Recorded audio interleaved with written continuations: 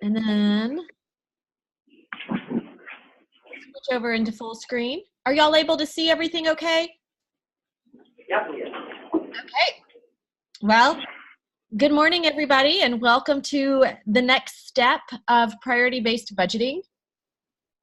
I thought it might be helpful just to run back through the steps that we're going to accomplish in the entire implementation. I always think it's helpful to see where we've been and where we're going. So just a quick reminder of why we do PBB. And the goal of this entire process is to tie your budget to your strategic goals. So we have gone through and identified the programs or services that you all offer through each department. And I am working with Beth to get the results from your documents into our system so that we can tie the budget into the goals and strategic mission of Finney County. So just a little bit, and then I promise I won't labor on this for too long, but just talking about why we do PBB. It is a nationally recognized best practice, and it is, the purpose of it again is to link those costs to the mission of your county, but we do that by identifying your services and then tying costs and results to those services. So the 3 questions of PBB are: what does it cost? Why are we in business? And what do we do? So we have just accomplished this what do we do task by going through and identifying your programs. I have reviewed your program inventories and they look great. As we go through this training today, you'll see that there are several points at which you can decide whether or not you've identified programs to the appropriate level. And we'll talk about that a little bit more. But this step of the process is a great step for confirming the level at which you've identified programs. So the reason we identified those programs are to help create transparency, to open up a different avenue for discussion, and to help plan ahead as you look to future budget cycles. The question that we're going to focus on today is: what does it cost? And this is allocating your line items to your programs. This will be helpful when you have conversations in the future about how to make changes to the budget, how to determine whether or not you need more workforce, what new services you want to offer. This allows you a different viewpoint for that conversation. So we're going to talk about the best practices for allocating costs today, and then I have a couple of little helpful tips and tricks for identifying how and where you're spending your time. And then the final question that we will ask, I think in late October, early November, is: why are we in business? So you all have a really well-documented mission. Your website, your mission documents, everything is very well aligned. So I think it won't come as a surprise when you see the results that have been determined for why you are in business. And then we're going to take all of those programs with the costs allocated to them, and we're going to take them through that prioritization or scoring process. This sheet is really just to kind of help you visualize what's still to come. So we've identified programs. We're going to assign value over the next couple of weeks. Then we'll go through a department self-assessment where you score the programs within your department. Then we're going to go into peer review where we will identify teams that are going to become subject matter experts for a particular result area. And they will go through and validate those scores that the departments have submitted. We'll go through a final scores evaluation where Beth, as your super user, and the leadership and executive levels will look back through the scores, make sure it all makes sense and looks good, and then we will deliver an alignment document to you all to help see where programs are in less alignment and where they are in more alignment. Just to clarify, this is not an exercise to identify cuts. This is a process to help with conversations about how to make services that you offer already better, how to make them more efficient, and how to better align them with the mission you all have identified as a county. Okay, so that was my little PBB soapbox. And now we'll move into allocating costs. If at any point you all have questions, feel free to stop me. I will try to remember to take little breaks and ask for questions, but never hesitate to let us know that you have a question. So the goals for today is to understand the program costing exercise and then to go through the steps of actually allocating costs on the non-personnel side and on the personnel side. Just as a visualization of this process, we are going to take your programs and allocate them out to all of your programs. We're going to take all of your costs and allocate them to all of your programs. We always recommend that you start with the personnel side. We have a couple of shortcuts on the non-personnel side that utilize this data, so it's always helpful to start here. When we are allocating positions, we are allocating by percent of time spent. So always going to add up to 100%, whether you work a 20-hour week or a 60-hour week, we're still allocating time to 100%.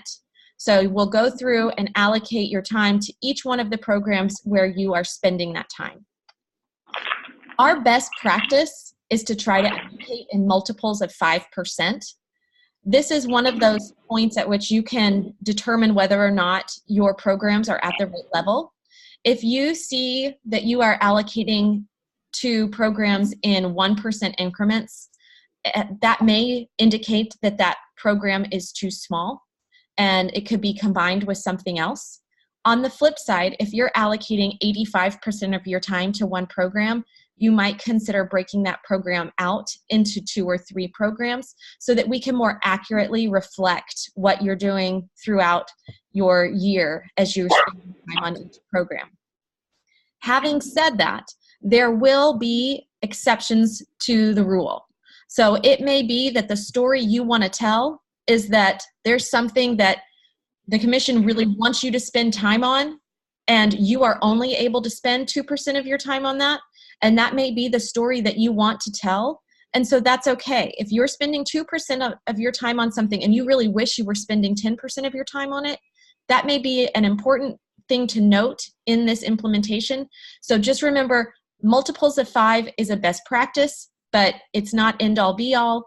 If you have an exception to that, that's okay. So we have a couple of options for allocating time, and we've had different organizations do it in different ways. So one of the ways is for you and the manager to allocate time for your department. This is a great way for you to go through and put where you think the staff should be spending their time. You could then go back to them and say, can you take a look at this? Do you agree with this? You know, where am I off? So that's one approach. The second approach is to actually send out the information to the employees and ask them to allocate their time for you. This is a little bit more tedious in that we would create a spreadsheet, send it out to them. It would be sent back to you to then be entered into the system. It's a totally viable way to do it, but it is just a little bit more time consuming. So it's whichever way you want to do it.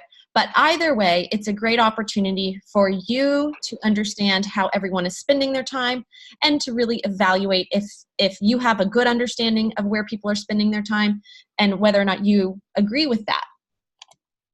As we go through this, this is a chart, and this is in the packet you have. It's also on the one sheet that I'll send over, but this is just helpful as you're going through and allocating your time.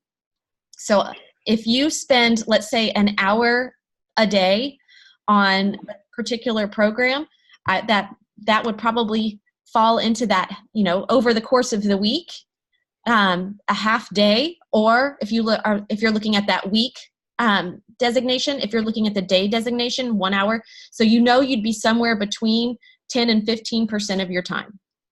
So this highlighted area is kind of the sweet spot where we would like to see the allocations. So that's a good measure, again, of whether or not the programs have fallen into the right level of detail for program identification.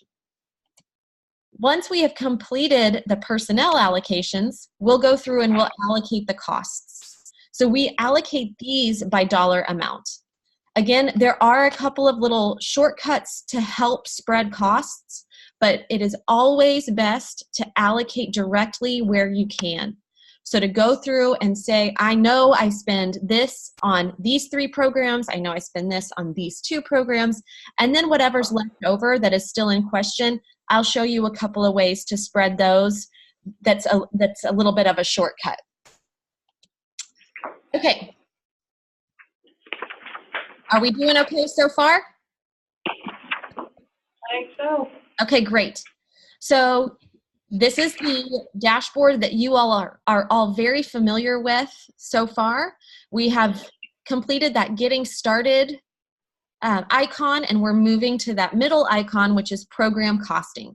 So you'll use your same login, and you'll click on that multi-gear for program costing. And this is what you're going to see. You'll see 2 bars, one for personnel and one for non-personnel.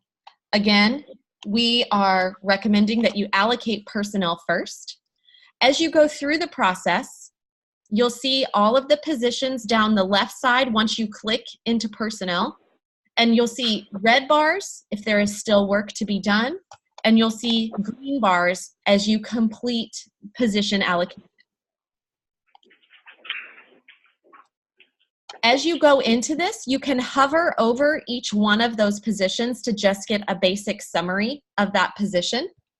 But then you can actually click into that position. So for instance, this one had 2 employees for 1 position. You'll see we have 2 different ways to approach this. You can click into the individual position to pull up this cost allocation box. You'll see in the top table, it has the position and that box that says current allocation. So you'll see we're dealing with a green bar here, which means it's completely allocated. But in the table below, you'll see the list of programs that's associated with that particular department. The other way to accomplish those 2 positions is at the position name level, hold down Shift and then click, and it will pull up a box with both of those positions in the same allocation table. That way you can allocate 2 positions at the same time. So you'll see here we have both of the land use technicians listed in the same table. You can go through and allocate those identically, and that's great. So if you know that those 2 people spend their time in the exact same way, go ahead and allocate them together, and just 2 birds, 1 stone.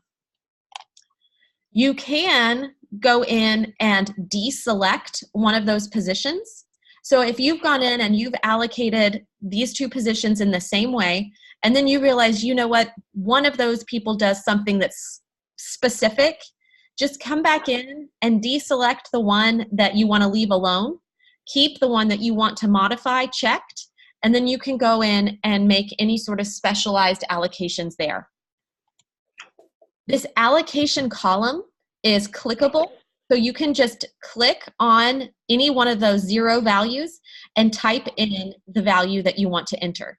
Again, here you're dealing with percentage of time. So you'll enter in what the percentage of time spent on that program is, and then you can click update, and it will update both that current allocation box in the top table, but will also update the allocation table at the bottom. Like I said, we really want to allocate directly first, but then if you still have a little bit left over and you know, for instance, in this example, that the police chief basically touches a little bit of every single program, then you can go ahead and spread any remaining costs evenly across the rest of the programs. Again, there's that checkbox next to the program number. If you don't want to spread across all the programs, just deselect any programs that you don't want to spread those costs to, and it will be removed from that equation. So best practices, allocate in 5% increments, and allocate directly first, and then consider spreading the rest evenly. Okay, we're back to the top screen. And you all have gone through and you've allocated your personnel. So now we're going to click on that non-personnel button, and it's going to pull up the allocation table for non-personnel. Non-personnel, we are allocating by dollar amount. And again, we highly recommend that you allocate directly first. So in that allocated cost column, you go in and just again click, type in the amount, and click update. You'll see in the top table, we see our current allocation, which is green, and then that cost box. So when you click update, we'll do the math for you and update the cost so you know what you have remaining to allocate. Once you've gone through and allocated directly everything you can, then you can come in and spread by FTE. So that's where allocating personnel first comes in handy, is we will calculate the FTE percentage on each program, and we can spread everything by FTE based on that percentage. We do still have the spread evenly function in non-personnel, so any of those remaining costs that you want to spread across every single program in the list that is selected, you can go ahead and do that with the evenly button. And then we do also have a percent button here. So if you know that you spend 25% of that particular object on a program, you can just type in 25%, click that percent button, and it will calculate that percentage for you. Again, click update. That current allocation box will update to let you know that you are 100% allocated, and then you can move on. The shift click functionality also works in non-personnel. So just, I think this is always helpful. Always click into a bar to get to a more specific level of information. Once you are to the level where you want to allocate, that's where you can click shift or hold down shift and click. So if there are 5 costs under one object, shift click and you'll be able to allocate those 5 all at once in one allocation table, just like we did multiple positions in the personnel allocation box. This is not an exercise you guys are going to go through in this particular cycle, but I did want to just point out that next round we are going to be allocating revenue, and it will be just the same as allocating non-personnel. You'll have the same options as you would for allocating non-personnel.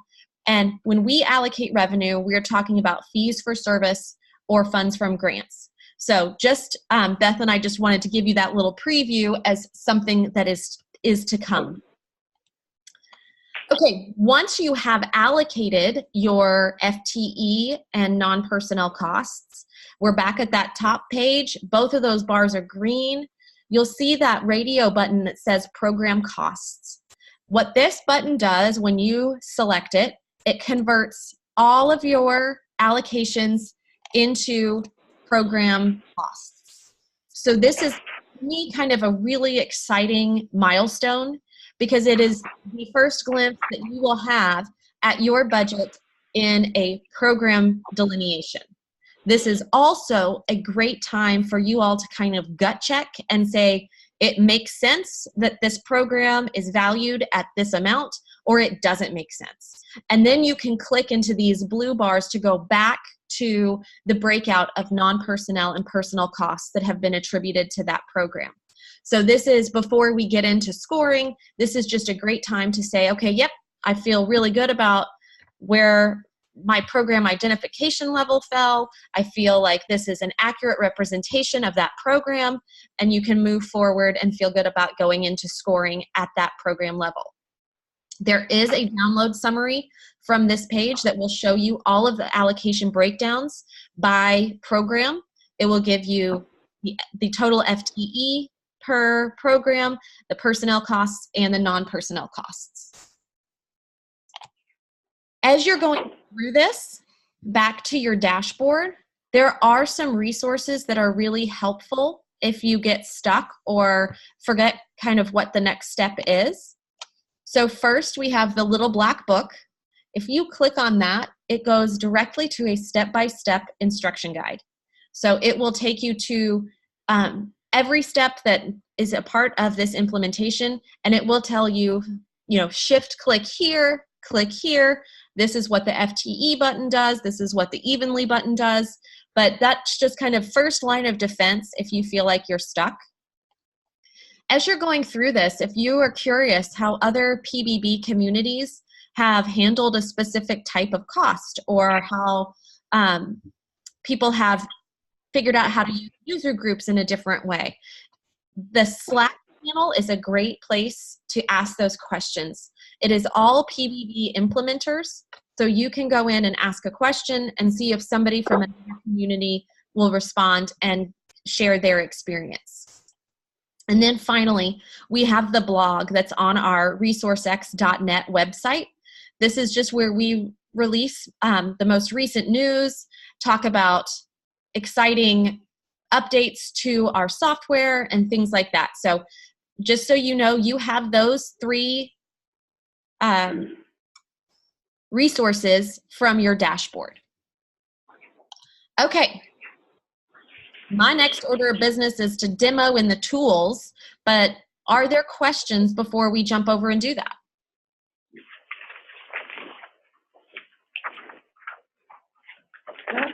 Okay.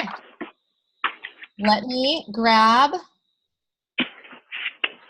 my online PBB here and get back to, we're going to do it all the way from the beginning. Okay, so we're at the dashboard. We're going to click on program costing. We'll see those 2 red bars, non-personnel and personnel. Again, we're going to allocate personnel first so that we have that FTE option when we go into non-personnel allocations. You'll see here we have the summary just by hovering over it. And then we have, this is going to be the list of, and I'm in all available departments. So your list will not look so overwhelming. This is the full list of positions within your county. So I'm going to hover over here because I want to show an example of a multiple FTE situation. So you'll see here, we have the summary here, and the number of FTE is equal to 2. So to get to more detailed information, I'm going to just click, and it will show me the 2 positions. From here, I can select the position that I want to allocate, and it will pull, and I'm just clicking here, and it will pull up the individual position. So you'll see we could allocate this particular person to the programs in the list. Now, oh, and just so you know, to return to the previous screen, it's this gray header right here. If you click on that, it takes you back up a level. So I'm going to click on that. Now I want to go back to this position. We know that there were 2 individuals under this position name. But instead of going in and allocating them individually, I'm going to hold down Shift and click on that position. That's going to open up the allocation table with both of those individuals to be allocated. So you'll see we're currently at 0, but you'll have the list of programs that are within that department. And we can come back over here and allocate by percent. So position is by percent. I'm going to just do a quick and easy 25, 25, 25, and click Update. I'm allocating both of those positions in the exact same way. We now have a 75% allocation, and then I'm going to spread the rest of it evenly across the program list. Then I'll click Update, and we should be at 100 for both. So again, allocate directly where you can, and then use that evenly button to spread across all programs. I'm going to reset this and click Update for good measure. And now I want to show you if I didn't want to do all of the programs. Let's say I wanted to exclude these few programs. Unclick. And then I'll do my same kind of easy math there, where I'll do, oops, that's a lot, 25, 25, 25, and update. And then I'm going to spread evenly. Oh, it reselected them all. Sorry, guys. I guess I should have done I'll do my 25, 25, 25 and update, and then I'll deselect. So there, good lesson to learn. So do your direct allocations first, and then exclude the programs you don't want to spread evenly to, and spread across those programs. So you'll see the ones that were deselected did not get any allocations, and the rest is spread evenly across. Okay, I'm going to reset that so that whenever that person logs in, they won't be surprised. Liz, when you did the evenly, Yes. it didn't go to the 100%. Did I miss? It didn't. I'm sorry, Beth. What? When you did the 325 and updated and then deselected the programs and did spread evenly, it didn't go to 100%. I don't think I clicked update. So I apologize. Oh, okay. I apologize. That was mine. It spread evenly and I did not click update. So in order for you to see that box turn green, do click that update button. I apologize. I should have done that. No, that's all right. Okay. So we're going to go back to the previous menu by clicking in that center spot, and then we'll click into non-personnel. And I'm going to see, oh, we have some things allocated. Oh, those are zero costs. I thought maybe one of you was really enthusiastic. Okay, so we're clicking into this particular cost to open up the allocation table. Again, this is going to be done by dollar amount. So you'll see we have 2 costs listed here that we can add together. So looking at the different programs here, how do we want to allocate those? So again, we're going to do this by dollar amount. And then update to see how we're doing. We are 61% allocated. I don't have any FTE stored, so I can't spread it that way, but I can spread the remaining costs evenly, and then I'll click update to get that allocation box to update. We'll reset that. And now if I want to go in and let's say I know by percentage how I spend, I'm going to put 25, 25, and 50. Click that percent. And it updates for us doing that calculation by percent. Okay, let me update that and close that out. Okay, are there any questions about just kind of the steps to take to go through the allocation process? So just for the clarification on the non-personnel, when we're allocating costs in the dollar amount, yes, is that based on the total percentage of your budget? You'll see in that top table, it gives you the amounts. You'll see in this top table, you will have the total cost, and you are allocating this amount, this dollar amount. So you have $100,000 to allocate to these programs. So you'll go in and you'll break that out and, allocate directly as much as you can. So we have 25,000 here and 30,000 here.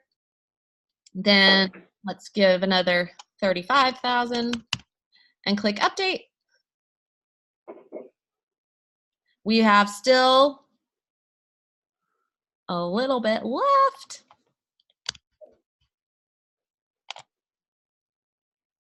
It's always fun to do math in front of a group of people. But you'll see, so Beth, yes, personnel is percentage of time spent. Non-personnel is dollar amount. And you will have that information in this top table. So you'll know what you have to allocate, and then this box will help you to determine what you have left.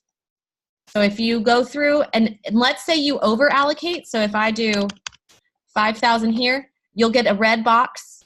So you'll know that you've done too much, and you can figure out where you over allocated. Any tips for allocating utilities, because utilities are kind of widespread?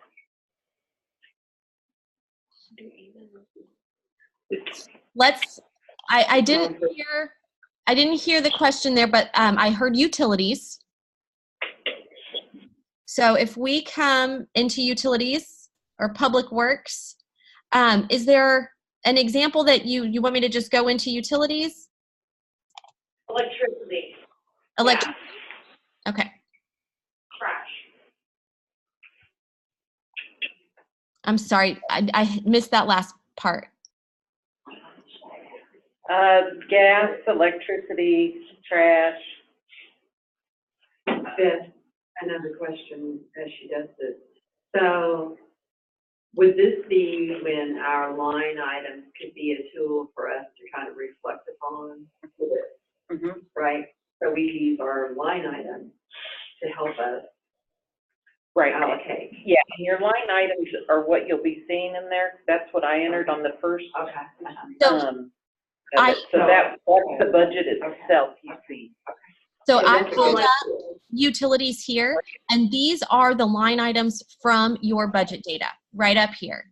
So you should be able to look and see the account information, the object name, and then the cost associated. And then you take those line items and allocate them to the programs where they are applicable. Is that helpful? Is that? Well, I mean, most of us utilities are kind of a given. I mean, you have to have a utility. I mean, you have to have the lights on, the water on. I mean, those are, so you just evenly spread it across all your programs? Is that what I'm hearing? Well, so your programs are, I mean, you've gone through and identified your programs as trash or as electricity or as, I forgot what the other one was, but so then you go and apply those to those programs. So see, I'm thinking she's thinking utilities as far as keeping the lights on, paying for trash service, and she's with fairgrounds, so not necessarily a program.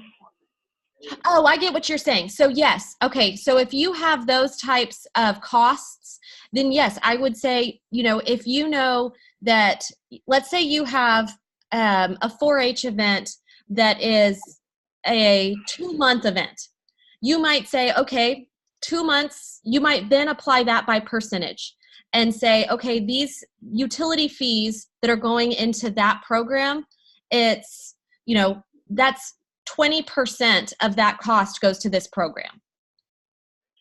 Is that kind of what you're asking? So you would just, let me pull up fairgrounds and see if that makes better sense there. But yes, you would just apply that in the most helpful way for you. So let's pull up utilities in fairgrounds. So if you know that you're going to need to utilize the utilities for the county fair, I would imagine that that's probably a pretty high utility cost for county fair. Maybe that's 40% of your utility budget. So you can go in and do 40% and, oh, sorry, that did it across all of them. Let me reset. But you could apply 40% to the county fair. Then let's say we wanted to do 10% for that 4-H, 10% for that, and then we can put 20 there and 20 there, and just click that percent button, and then it would spread it that way. The same could definitely hold true if you wanted to apply it evenly across all of them. Let's say maybe with the exception of the administrative program, you could spread evenly across those, and that would just be taken into the total program cost. When we flip over to that different view where you can view by program, that would take that into account. So you're just building up the costs that are associated with that program. I think she's good with that. Okay, cool. We Awesome. Okay, any other questions?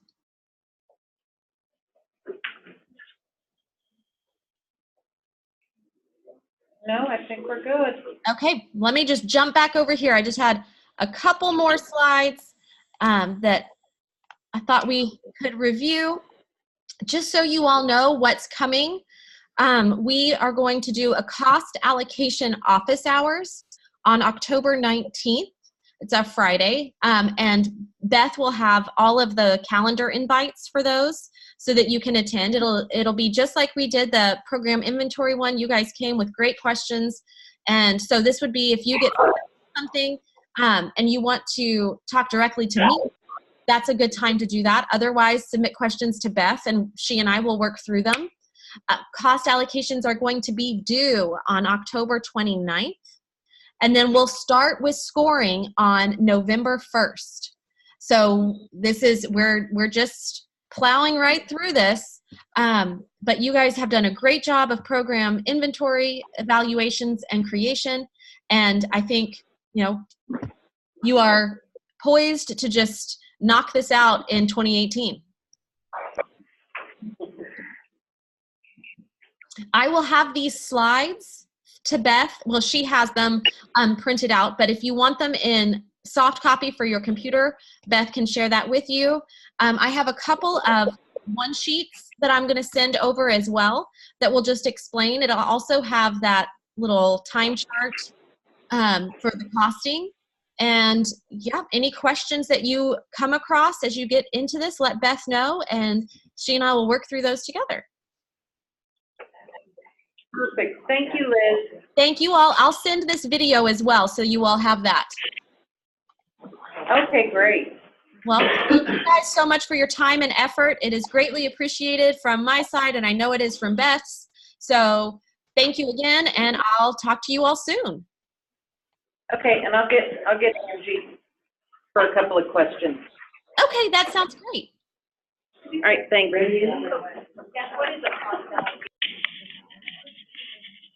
Like we did with the program inventory, where you can get on at your desk and ask questions with her on the webinar. There is a webinar for that on the 19th. Yep, on the 19th. Liz, what did we decide, 10 o'clock or 9 o'clock on that Let me webinar on the 19th? I got it right here. It is at 9 a.m. on Friday the 19th. 9 a.m. All right. Here's And Angie. Yeah, on the 19th, and I'll send out the Good morning, this is Angie. Hi, Angie. November 1st will be the training for. So you have some questions about community and governance, is that correct?